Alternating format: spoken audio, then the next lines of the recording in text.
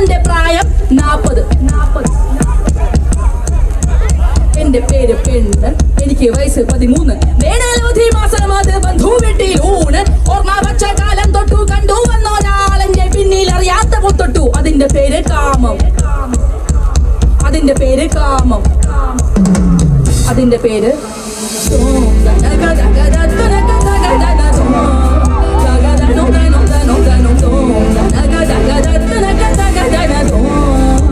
അതിന്റെ പേര്